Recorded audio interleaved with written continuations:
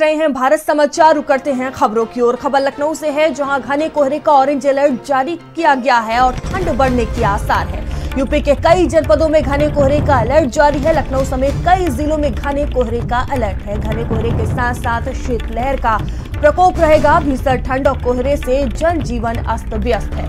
तो ठंड का प्रकोप ये देखने को मिल रहा है। लखनऊ समेत कई जिलों में घने कोहरे का अलर्ट जारी किया गया है। घने कोहरे के साथ साथ शीतलहर का प्रकोप रहेगा। भीषण ठंड और कोहरे से जनजीवन अस्त व्यस्त है। तो घने कोहरे का ऑरेंज अलर्ट जारी किया गया है। ठंड और बढ़ेगी, मौसम विभाग की तरफ से कहा गया है। यूपी के कई जनपदों में घने कोहरे का अलर्ट जारी हुआ है।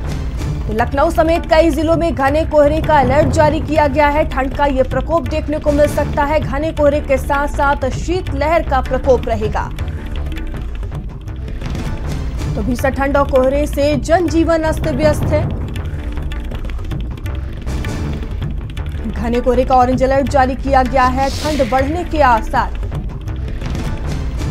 यूपी के कई जनपदों में घने कोहरे का अलर्ट जारी किया गया है। तस्वीरें आप देख सकते हैं।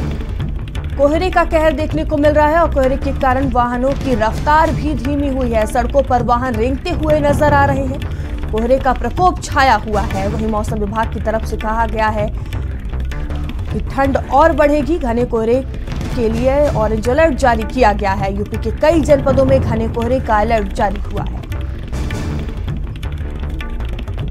लखनऊ समेत कई जिलों में घने कोहरे का ये अलर्ट जारी किया गया है। घने कोहरे के साथ साथ शीतलहर का प्रकोप देखने को मिलेगा।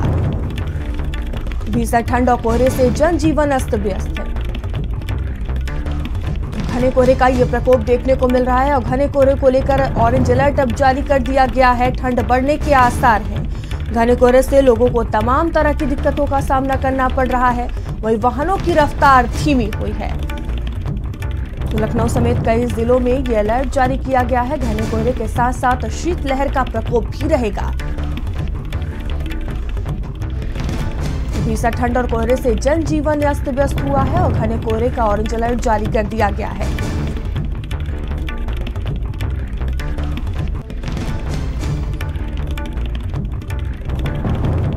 यूपी के कई जनपदों में ये प्रकोप देखने को मिल रहा है और घने कोहरे के साथ साथ शीतलहर का प्रकोप रहेगा। तो मौसम विभाग की तरफ से कोहरे को लेकर ऑरेंज अलर्ट जारी किया गया है।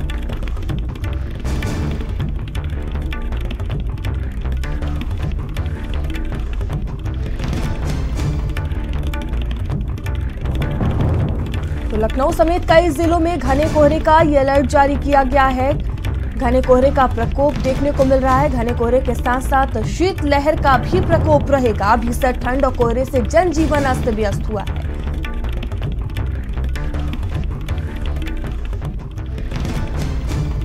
तो कोहरे को लेकर मौसम विभाग की तरफ से चेतावनी दी गई है और घने कोहरे को देखते हुए ऑरेंज अलर्ट जारी किया गया है। लखनऊ समेत कई जिलों में घने कोहरे का ये अलर्ट जारी हुआ है। तो मौसम विभाग की तरफ से ऑरेंज अलर्ट जारी कर दिया गया है। घने कोहरे के साथ साथ शीतलहर का प्रकोप भी रहेगा। मौसम विभाग की तरफ से कहा गया है ठंड का प्रकोप है वो लोगों को और भी झेलना पड़ सकता है। घने कोहरे को देखते हुए ऑरेंज अलर्ट जारी किया गया है। यूपी के कई जनपदों में घने कोहरे का ये अलर्ट जारी हुआ है। लखनऊ समेत कई जिलों में घने कोहरे का ये अलर्ट है। घने कोहरे के साथ साथ शीतलहर का भी प्रकोप रहेगा। भीषण ठंड और कोहरे से जनजीवन अस्त व्यस्त हुआ है।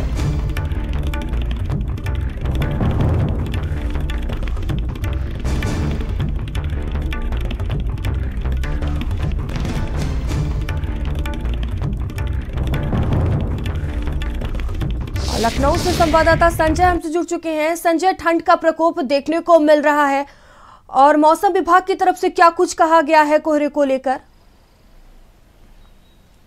बिल्कुल, मैं बताऊं आपको कि ठंड को लेकर के मौसम विभाग ने अलर्ट जारी किया है और यूपी के कई तकरीबन 12 से ज़्यादा ऐसे जनपद हैं जिनको ऑरेंज अलर्ट जारी किया गया है। क्योंकि पहाड़ों में जिस तरीके से बर्फबारी हो रही है उसका असर मैदानी इलाकों में देखने को मिल रहा है। क्योंकि पश्चिमी हवाओं के झोंके से कहीं ना कहीं शीत लहर का जो कहर है वो बरपा रहा है और यही वजह है कि सड़कों पर जो वाहन है वो रेंगते नजर आ रहे हैं। कोहरे का कहर बढ़ता चला जा रहा है और मौसम विभाग के अनुसार अगले अगले 3 से 4 दिन ये तापमान और कोहरा घना रहने वाला है। अगर तापमान की बात करें तो तकरीबन अभी 8 डिग्री सेल्सियस का तापमान वर्तमान के समय में तकरीबन 8:30 का टाइम हो रहा है, लेकिन 8 डिग्री सेल्सियस का तापमान रिकॉर्ड किया गया है। अगर देर रात की बात करें तो 6 डिग्री सेल्सियस से भी नीचे का तापमान हो रहा है और पूरे दोपहर के बाद की अगर बात करें तो तकरीबन 12 से 14 डिग्री सेल्सियस के तापमान रहने की उम्मीदें बताई जा रही हैं।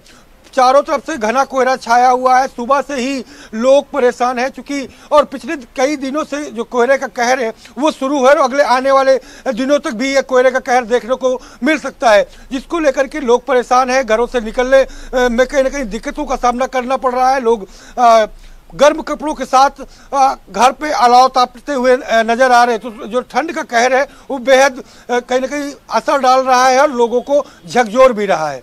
जी ठीक है, मेरठ से नरेंद्र प्रताप हमसे जुड़े हुए हैं। नरेंद्र, देखिए घने कोहरे को देखते हुए ऑरेंज अलर्ट जारी कर दिया गया है। मेरठ में क्या कुछ स्थिति बनी हुई है और मौसम विभाग की तरफ से क्या कुछ कहा गया है?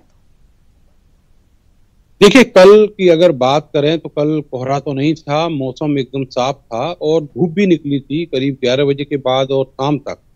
लेकिन जो सर्दी है, जो शीतलहर है, वो लगातार बनी हुई है, जिसकी वजह से आम जनजीवन परेशान है। आपको बताएं कि सबसे बड़ी दिक्कत जो है वो स्कूल गोइंग बच्चों को आने वाली थी और बहुत सारे ऐसे स्कूल हैं जो जिला प्रशासन का आदेश नहीं मान रहे हैं और उसकी वजह से जो बच्चे हैं वो परेशान हैं। और रात में फिर से एक आदेश जारी किया गया है जिसमें ये साफ किया गया है कि 6 जनवरी तक सभी प्राइवेट और सरकारी स्कूल बंद रहेंगे। अब देखना होगा कि आज वो आदेश कितना इम्प्लीमेंट होता है। जहां तक सड़कों की अगर बात करें तो आज कोहरा बहुत है।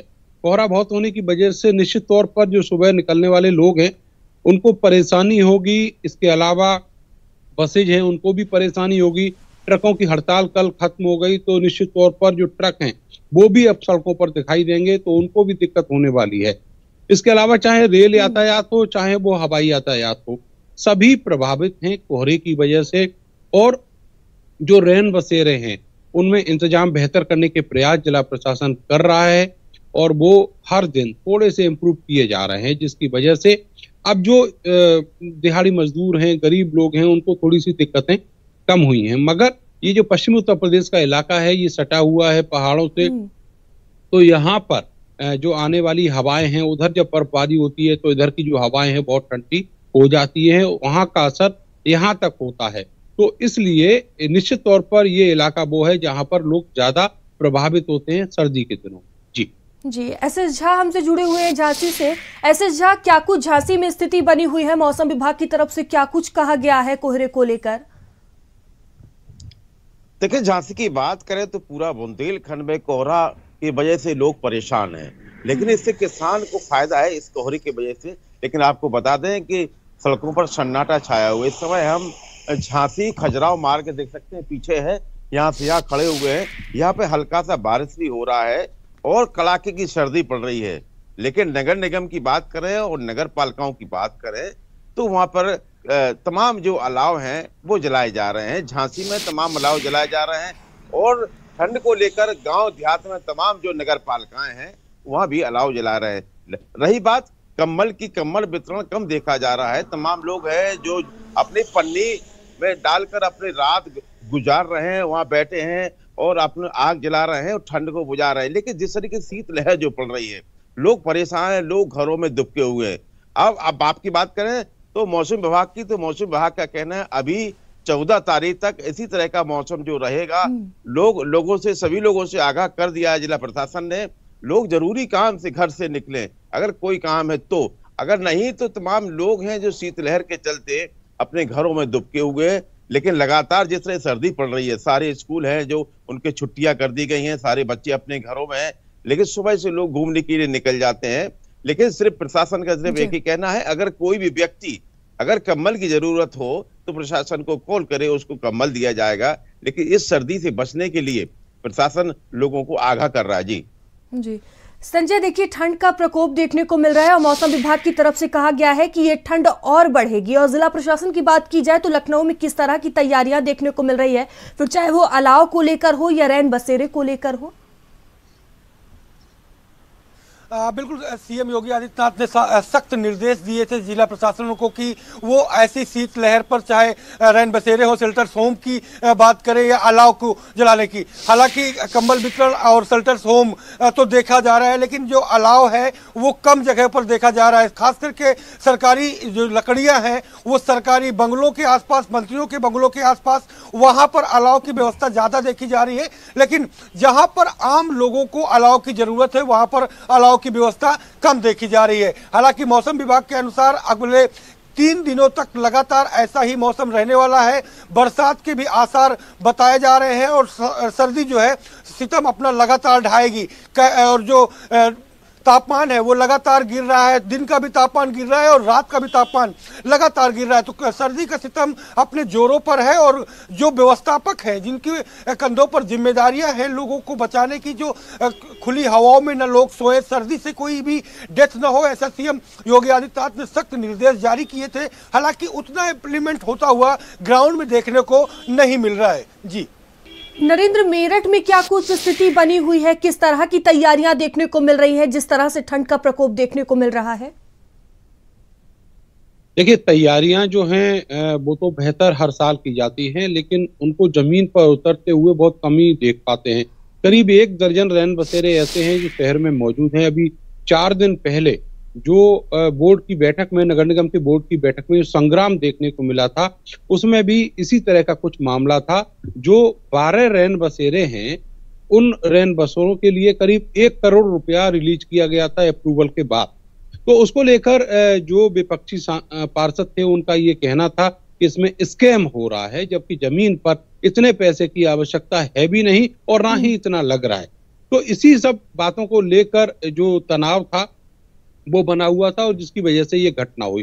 तो निश्चित तौर पर जो पैसा है वो इन सब सुविधाओं को मुहैया कराने के नाम पर अफसरों की और जो सिस्टम है उसकी जेब में जा रहा है, बजाय जो गरीब हैं, जो मजदूर हैं, जो दिहाड़ी मजदूर हैं, जो रिक्शे वाले हैं, उन तक पहुंचने के। तो अलाव की अगर स्थिति देखें, शहर में आप कहीं भी घूम लीजिए, इवन जो पुलिस वाले हैं जो रात भर ड्यूटी करते हैं चौराहों पर, उनको भी अलाव मुहैया बड़ी मुश्किल से हो रहा है। देहात के इलाके में वो भी नहीं है। तो जो पैसा है सरकार का वो बजाय जगह पर लगने के और लोगों की जेब में जा रहा है, जो जिम्मेदार लोग हैं उनकी जेब में जा रहा है। तो ये करप्शन का भी मामला है और रैन बसेरे केवल नाम पर खड़े कर दिए जाते हैं और वहां पर सुविधाओं का लगातार अभाव बना रहता है। जी ऐसे साथ देखिए, कड़ाके की ठंड पड़ रही है, लोगों को तमाम तरह की दिक्कतों का सामना भी करना पड़ रहा है। किस तरह की तैयारियां झांसी में की गई हैं जिला प्रशासन की तरफ से?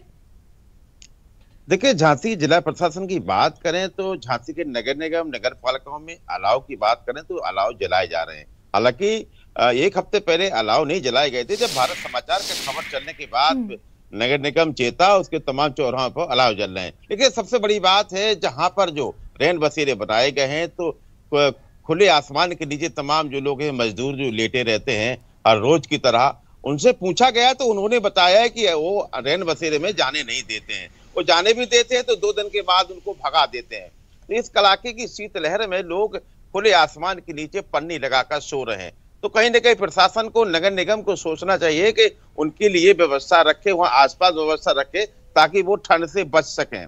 लेकिन इस ठंड की वजह से किसानों का बुरा हाल है। किसानों को सिर्फ एक कहना है, अगर इस तरह की शीतलहर और इस तरीके की कोहरा पड़ता रहेगा तो हमारी फसल खराब हो सकती है। हालांकि अभी जो गेहूं की फसल कुछ दिनों बाद आने वाली है और आप मटर की जो फसल चल रही है और इसमें ठंड की वजह से उसका मटर का जो फूल होता है, मटर आ रही है, उसको खराब हो सकता है, नुकसान हो सकता है।